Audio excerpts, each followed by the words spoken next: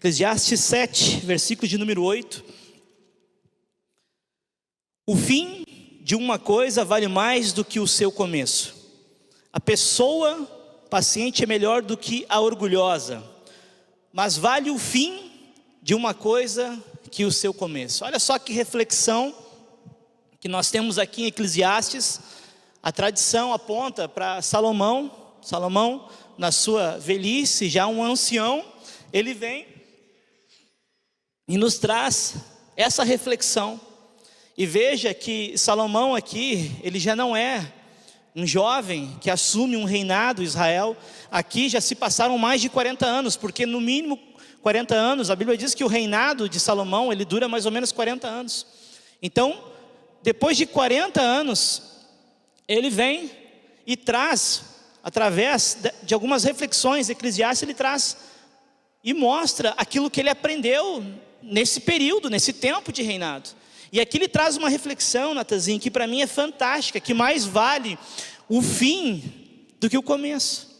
Mas como? Porque quando a gente olha, para o começo, a gente vê porque é no começo que está a nossa juventude, no começo que está a nossa força, no começo que nós projetamos, fazemos metas e buscamos essas metas. Então a gente olha e fica pensando nessa palavra, mas como assim, Senhor?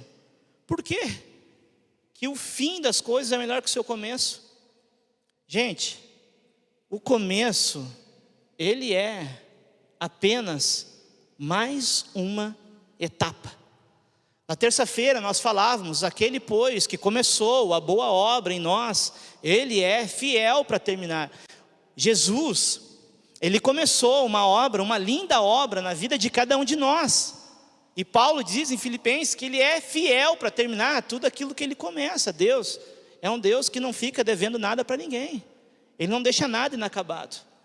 Só que a reflexão é justamente essa, que o melhor ainda não é o começo, mas sim o fim. E eu comecei a pensar sobre isso. Precisamos entender algumas coisas aqui. Porque o começo de algo é apenas uma etapa, é uma preparação. Se tu pegar agora um piloto de Fórmula 1 e perguntar para ele qual é o melhor momento de uma corrida para ele, embora a satisfação de tu sair em primeiro, o melhor momento não é o começo de uma corrida, mas assim quando ele cruza a linha de chegada e ali está lá a bandeira para ele. Se você pegar um time de futebol e ver um campeonato, por isso para os gremistas a esperança, o mais importante não é como se começa um campeonato, mas aonde ele vai terminar o campeonato. Tem chance, gente, nós vamos vir com tudo. O Campasso chegou aí. Gente, se tu perguntar para um pugilista qual é o momento mais importante, se é no início de uma luta, ou se é quando conclui a luta, e aí apontam para ele é o vencedor da noite. Se tu perguntar para um alpinista qual é o momento mais importante, ele vai te dizer que não é quando ele começa a escalada, mas é assim, quando ele chega no topo e os recordes são quebrados. É assim. O começo, ele é uma preparação para tudo e para todas as coisas, é apenas mais uma etapa. A nossa preocupação, ela não deve estar como nós começamos, também como começamos, mas principalmente é como nós vamos terminar. Essa deveria ser a nossa preocupação. E para o cristão, da mesma forma, é no fim que está a sua plena vitória, é no fim. Para o cristão, é no fim que está a sua plena vitória, é no final que ele vai ser o quê? Coroado. É só você pegar a segunda carta de Paulo a Timóteo, e 2 Timóteo são as últimas palavras do apóstolo Paulo. Paulo ele escreve em 1 Timóteo em 63, depois ele escreve a carta a Tito, e ele vem e escreve a segunda carta a Timóteo 65, 66. E em 2 Timóteo está as últimas palavras do apóstolo Paulo. E lá em 2 Timóteo, capítulo 4, versículo de número 7, Paulo vem e diz assim, olha, ele olhando para trás, olhando desde o momento, lá em Atos 9, quando o Senhor Jesus encontra ele naquela estrada, indo para Damasco, onde ele tem carta do sumo sacerdote para prender cristãos, e ali ele tem um encontro com Jesus, e a partir daquele encontro com Jesus, ele já não é mais a mesma pessoa, e é isso que Jesus faz, a partir que Jesus vem nas nossas vidas, e nós nascemos de novo, nós não somos mais as mesmas pessoas. Aí Paulo olha para toda a história dele, e daí lá em 2 Timóteo 4,7 ele vem e diz assim: combati o bom combate, acabei a carreira, guardei a fé. Aí está a vitória para o cristão. É olhar para trás e saber, e ter alegria e satisfação, que ele conseguiu perseverar até o fim, ele guardou o coração dele até o fim. A promessa é que aquele que perseverasse até o fim, esse seria salvo. Então, precisamos entender nessa noite que o final das coisas é mais importante que o começo delas. O começo sim é importante, mas o que mais importa para Deus é a maneira como você vai terminar a sua vida aqui nessa terra. Pedro, ele vai dizer: olha, vós sois peregrinos e forasteiros aqui nessa terra. Nós, eu e você, nós estamos aqui de passagem, para um propósito. Deus nos traz aqui nessa terra para manifestarmos o amor dele em nós, mas também para manifestar o amor dele através de nós. E precisamos entender isso. E o mais importante, sim, é quando nós chegamos no final, nós podemos olhar para trás e ver o fruto do trabalho dele, de Jesus, concluído em nossas vidas. E isso é fantástico. É isso que eu quero, e deveria ser isso que você também devia querer. Mas se nós olharmos para o contexto bíblico, se nós olharmos biblicamente, nós vamos ver que nem sempre foi assim. Nem sempre foi assim na história do cristianismo, nem sempre tem sido assim. E ainda nesses dias não é assim. Se nós olharmos a nível histórico, nós podemos apontar e lembrar de alguns personagens bíblicos que começam bem, mas que não terminam bem. Quem lembra de Adão e Eva? Começaram bem, Deus vem e forma eles do pó da terra, projeta eles e coloca eles dentro de um jardim. E ali, em Gênesis vai dizer que o Senhor vinha a eles todos os dias, à tarde o Senhor vinha ao encontro deles, para ter relacionamento com o homem. Mas eles começam bem dentro de um jardim, mas eles não terminam bem, porque eles são expulsos daquele jardim, daquele ambiente que foi criado para eles. E nós sabemos as razões, só ler Gênesis capítulo 1, 2 e 3, até a queda. Nós podemos lembrar de um outro homem chamado Judas, discípulo de Jesus, andou com Jesus durante 3 anos, era um dos 12, experimentou milagres, viu milagres, recebeu milagres, andou com o próprio mestre, viu coisas extraordinárias, começou bem. Quantas vezes a Bíblia diz que Jesus enviou os 12? Você pode ver isso lá em Lucas 10, pode ver em Marcos, você pode ver em Mateus, Jesus enviando os 12, em outro texto Jesus enviou 70, ele fazia parte daqueles que voltaram felizes e alegres, testemunhando que milagres e prodígios haviam acontecido. Ele começa bem, mas todos nós sabemos como ele terminou, vendendo Jesus por 30 moedas de prata. Esse era o preço, como foi nos ministrado para os homens domingo passado pela manhã. Qual é o preço que Jesus tem para ti? Para Judas era 30 moedas. Então, gente, eu estou trazendo alguns exemplos bíblicos, mas eu quero me deter num personagem nessa noite. E esse personagem está lá em 2 Timóteo, capítulo 4. Eu convido você para ir comigo em 2 Timóteo, capítulo 4. Vamos lá. 2 Timóteo, capítulo 4, versículo de número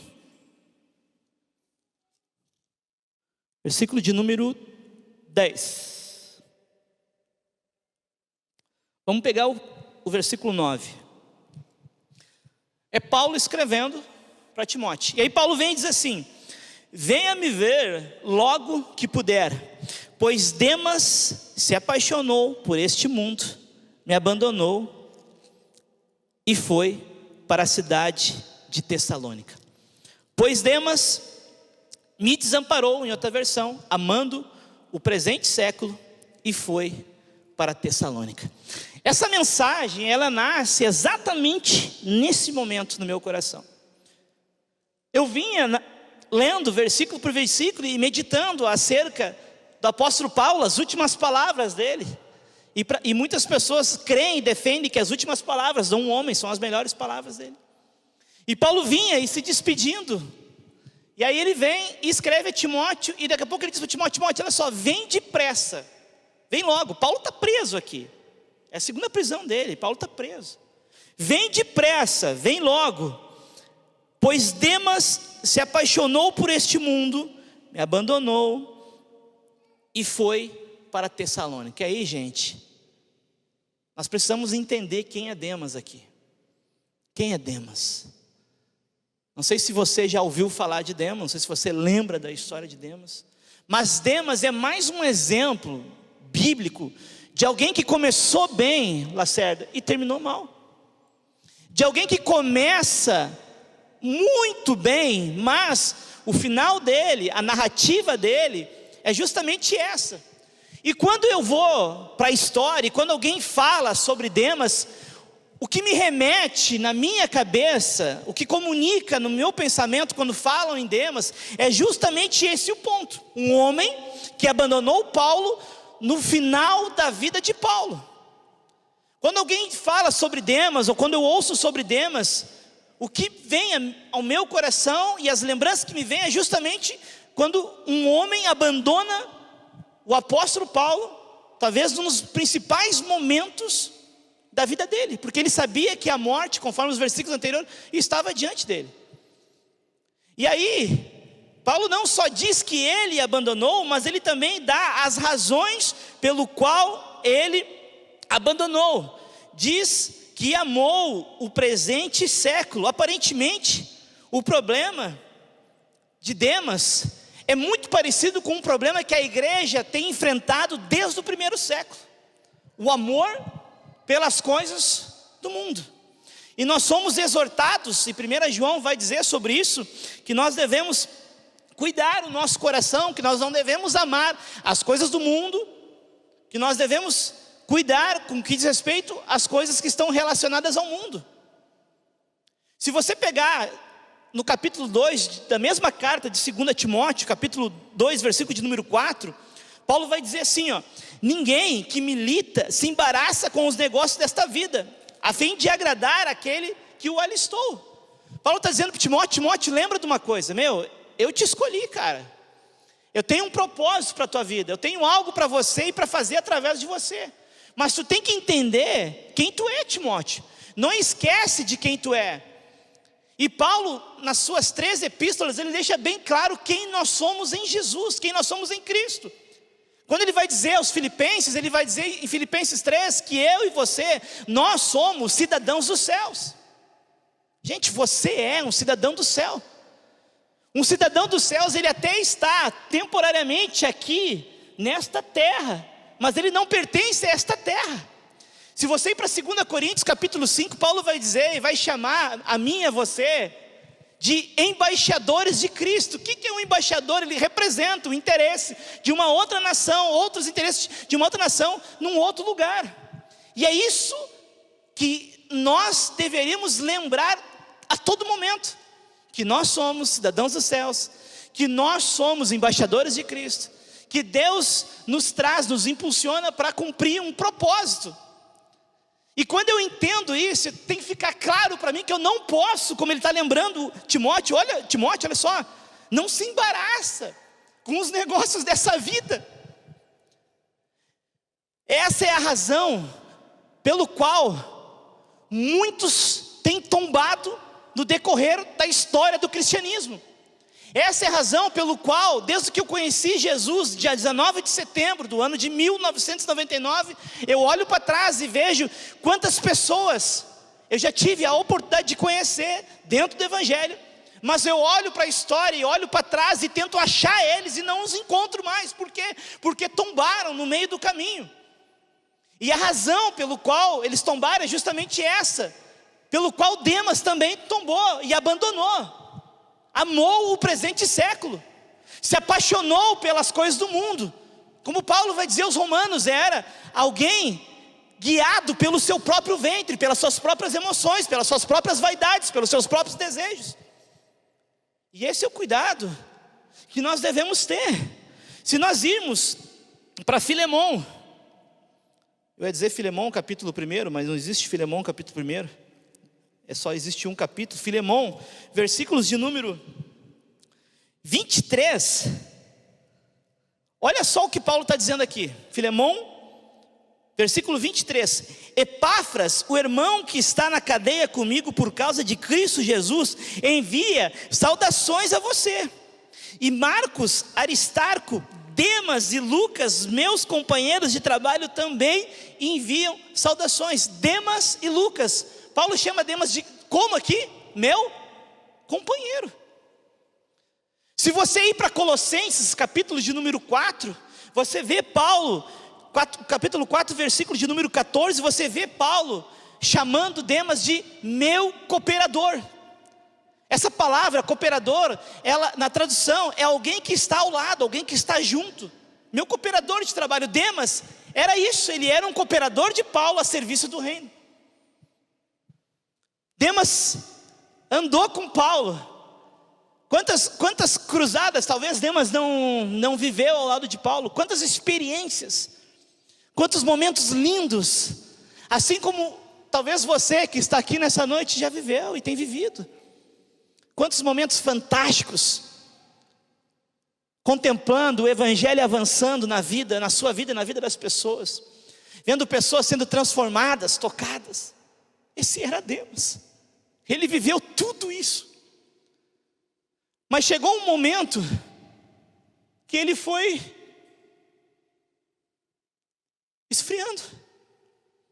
Chegou um momento que ele começou a afundar, porque, gente, ninguém se desvia, ninguém se afasta de um dia para o outro. Ninguém, num dia ele está pleno, ele está vendo um êxtase, ele está mergulhado na presença do Espírito, e no outro dia de manhã ele acorda e abandona tudo. Não, isso vai acontecendo. Pequenas decisões, pequenas concessões. Você vai abrindo espaço, aqui, acolá. Você deixa de buscar Deus um dia, você deixa de buscar Deus no outro. Você deixa de fazer o teu devocional, você deixa de estar num PG, você deixa de estar numa celebração. E assim, outras coisas vão ocupando um lugar que deveria ser unicamente de Deus na sua vida e na minha vida. Concessões vão sendo feitas. Aquilo que era prioridade para você no início já não é mais. E os dias vão avançando e daqui a pouco você perdeu aquele primeiro amor. E daqui a pouco você é flagrado, querendo as coisas do mundo, amando as coisas desse século, enredado, embaraçado, como Paulo vai dizer aqui a Timóteo. E a partir disso, quando nós olhamos para nós mesmos com transparência, com sinceridade, nós podemos até estarmos aqui, de corpo presente, mas o nosso coração já não está mais aqui, a nossa mente já não está mais aqui. Gente, você estar aqui não faz você um cristão. Assim como você está dentro de um açougue, não faz você um açougueiro. Dentro de uma padaria, não faz você um padeiro. Você está dentro da igreja, não diz nada. Você precisa estar com o teu coração nesse lugar. É isso. É sobre isso. Aí Demas, que viveu tanta coisa fantástica, fez tanto a serviço do reino. Quantas pessoas foram tocadas através de Demas? Quantas pessoas ouviram o evangelho através de Demas? Quantas pessoas foram ministradas por Demas? Apontado por Paulo, o nome de Demas, ele está na história, gente. Mas infelizmente, quando a gente olha para Demas, quando a gente está lendo 2 Timóteo 4, o que me vem à mente, Demas é um homem que abandonou, que amou o presente século e abandonou Paulo. E é isso que soa no meu coração. Um homem que foi para Tessalônica e abandonou tudo, que se apaixonou pelas coisas do mundo e abandonou. Que triste isso. Como é triste isso. Como é triste isso. E isso, fazendo o meu devocional, o Espírito me levou a essa reflexão sobre a vida dele. Mas eu continuei lendo o capítulo 4. E o capítulo 4, dos versículos seguintes, ele também fala de um outro personagem. Somente Lucas está aqui comigo, versículo de número 11. E aí Paulo vai dizer assim: procure Marcos e traga-o com você, porque ele pode me ajudar no trabalho. Em outra versão, traga Marcos contigo, porque ele me é muito útil. Gente, a gente precisa entender quem é esse cara aqui que Paulo está citando. Quem é Marcos? A tradição diz que ele tinha um outro nome também, chamavam ele de João Marcos. João Marcos, ele era primo de Barnabé. Barnabé, ele foi companheiro de Paulo no início. A primeira viagem do apóstolo Paulo, ele faz ao lado de Barnabé. E João Marcos, ele acompanha, ele está ali junto. Um jovem, ele era um jovem, assim como eu e você. Amém, igreja? João Marcos está ali, está junto com Paulo, Barnabé, um jovenzinho. E ele começa acompanhando Paulo e Barnabé. E essa história que eu vou narrar agora, ela está lá no livro de Atos, capítulo 13 e também capítulo de número 15. E a Bíblia diz em Atos 13 que João Marcos, no meio daquela primeira viagem do apóstolo Paulo e Barnabé, chega um determinado momento que João Marcos, ele não aguenta o tirão. Ele não aguenta. É muita pressão. Ele olha, cara, que doideira isso aqui, meu. Os caras vão acabar me matando. Eu não quero isso para minha vida. Eu tenho tantos planos, eu tenho tantos. Quando eu nasci, eu até entendi sobre a lei, eu li a lei, eu sei da tradição e eu também quero ter uma experiência com Deus. Mas isso é demais para mim, eu não quero isso para a minha vida, eu não quero gastar o resto da minha vida pregando esse evangelho, eu não quero gastar o resto dos meus dias sobre essa pressão de ser um discípulo, não é isso que eu quero. E a Bíblia diz que ele abandona Paulo e abandona Barnabé. Gente, está tudo certo, era um jovem. E a história continua, Paulo e Barnabé vão, terminam a primeira viagem, pregam o evangelho, e eles voltam para Antioquia. E quando eles voltam para Antioquia, eles voltam dando testemunhos de tudo aquilo que Deus fizera naquela primeira viagem. Coisas fantásticas. A maneira como o evangelho, ele avançou entre os gentios. Mas quando chega em Atos capítulo 15, eles sentem a necessidade outra vez de fazer uma segunda viagem. E quando começa a planejar essa segunda viagem, Barnabé diz assim, cara, vamos levar João Marcos junto? Não, eu não quero João Marcos comigo. Cara, vamos levar João Marcos. E a Bíblia diz em Atos 15 que houve uma discussão ferrenha entre Barnabé e entre Paulo, por causa de João Marcos, porque Paulo não queria João Marcos. Paulo diz assim, olha, não é legal levar aquele que nos abandonou lá atrás. Cara, e quando falava de João Marcos para mim, Natan, isso é o que eu lembrava. O cara que abandonou Paulo. O cara que não segurou o rojão. O cara que não aguentou ser um discípulo de Jesus. Isso ficou na história para mim. Assim como eu lembro de Demas como o cara que abandonou, eu também lembrava de João Marcos como o cara que também deixou Paulo na mão. Mas quando eu comecei a ler e terminando essa última carta de Paulo, aí eu vejo Paulo dizendo assim, Timóteo, olha só Lucas está aqui comigo. Traz João Marcos contigo, porque ele é muito útil. E aqui eu digo para você que não importa, o mais importante não é o começo das coisas, mas o sim e o fim. O mais importante não é como nós começamos, ou até mesmo como nós estamos, mas como eu vou ser a partir desse momento e como eu vou terminar. É sobre isso. Essa é a reflexão para essa noite. Que talvez nós estejamos olhando para dentro de nós nesses dias, e nós estamos enxergando que temos falhado. Senhor, eu tenho errado tanto contigo, eu tenho deixado tanto a desejar na minha vida contigo, no meu testemunho, no meu andar diário. Eu não tenho sido um cristão, e a definição da palavra cristão está lá em Atos 11, ele é um cristão, ele é um mini Cristo nessa terra. isso. Gente, o melhor momento é aquele que está por vir a partir desse entendimento, dessa compreensão. De eu guardar o meu coração até o final da vida, como Paulo guardou e olhou para trás e disse: nesse momento eu sei, uma coroa está me esperando, mas eu combati o bom combate, eu acabei a carreira, eu guardei a fé. E nós, como nós estamos? Como você está? Como está o teu coração?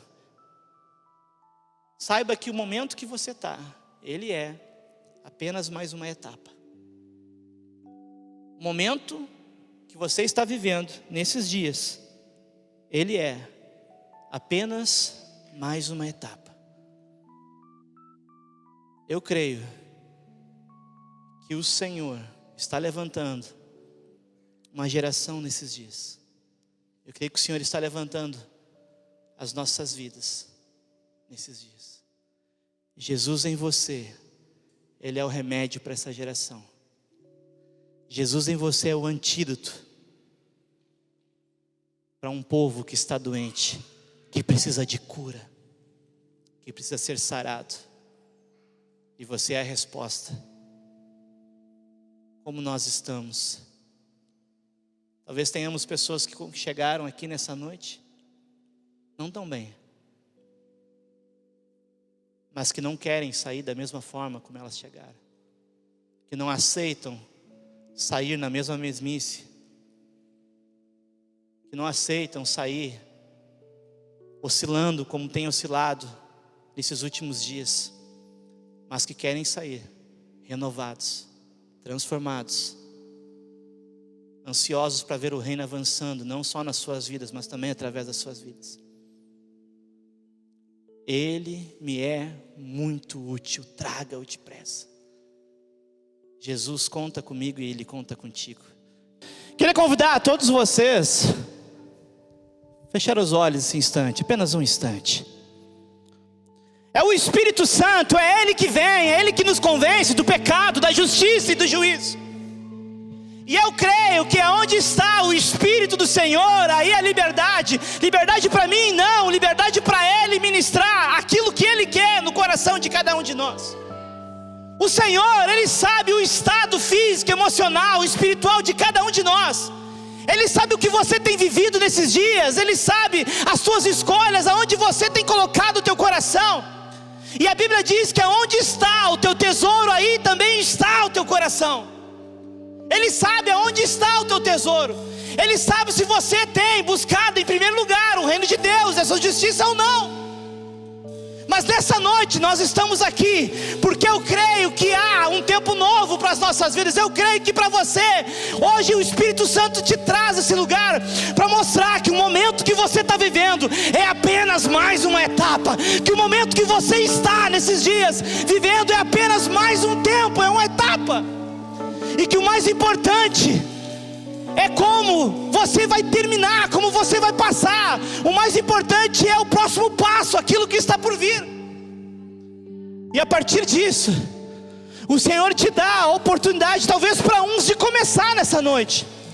Talvez tenhamos pessoas aqui que nunca entregaram as suas vidas para Jesus. Talvez tenhamos alguém que nunca disse: Jesus, eu quero te entregar a minha vida, eu te aceito, eu te reconheço como meu Salvador e meu Senhor. Talvez tenhamos alguém que nunca nasceu de novo, tem ouvido falar de Jesus, tem estado em ambientes onde tem pessoas que Jesus está vivendo dentro de, mas você propriamente nunca entregou a tua vida. Pessoas que talvez tenham dado oportunidades para tantas coisas, mas têm fechado o seu coração para Jesus. Mas você está sentindo um vazio imenso no teu coração nesses dias. E eu creio que todos nós temos um vazio dentro de nós do tamanho de Deus. Só Deus pode preencher o vazio do teu coração. Só Deus pode preencher as lacunas. Só Deus pode dar sentido para a tua vida. E Ele quer dar sentido para você. Ele quer começar algo na tua vida. E Ele quer também, através da tua vida, marcar histórias, mudar destinos, transformar uma geração. Talvez nessa noite tenhamos alguém, e nesse momento eu queria convidar você a fechar os teus olhos. Talvez nessa noite nós tenhamos alguém, primeiramente, que quer tomar um passo, que quer entregar a sua vida para Jesus, que quer dizer: sim, Jesus, eu quero começar algo contigo. Ou talvez tenhamos pessoas também, assim como João Marcos esteve em um momento da sua vida disperso, também se sentindo como um fracassado. Eu falhei, eu deixei Paulo, e assim talvez tenhamos alguém: olha, eu deixei Jesus em algum momento, mas eu não quero sair dessa noite, deste lugar, com esse mesmo vazio. Eu não quero sair, eu quero sair me sentindo pleno, completo, com sentido para a minha vida.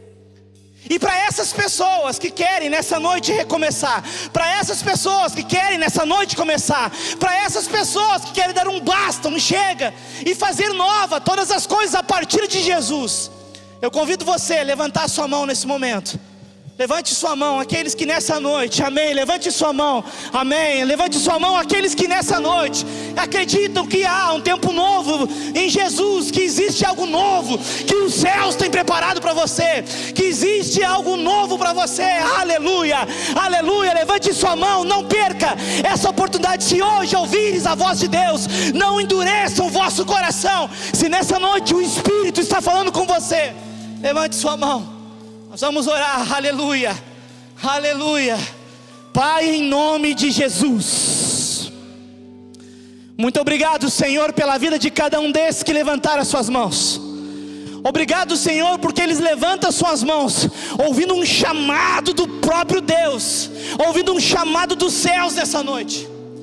Eles levantam as suas mãos diante de Ti, crendo e acreditando que é uma nova etapa que se inicia nas suas vidas, que é um tempo novo que se inicia nas suas vidas. E eu oro em nome de Jesus por aquela palavra em Filipenses: aquele pois que começou a boa obra vai terminar na vida de cada um de nós. Eu oro em nome de Jesus que toda boa obra, porque é bom, Paulo diz em Romanos 12:2 que a tua vontade é boa, perfeita, agradável. Tudo aquilo que tu quer fazer em nós é bom, perfeito e agradável. Cumpre na vida deles, move o teu reino no coração deles, move o teu reino no coração de cada um de nós.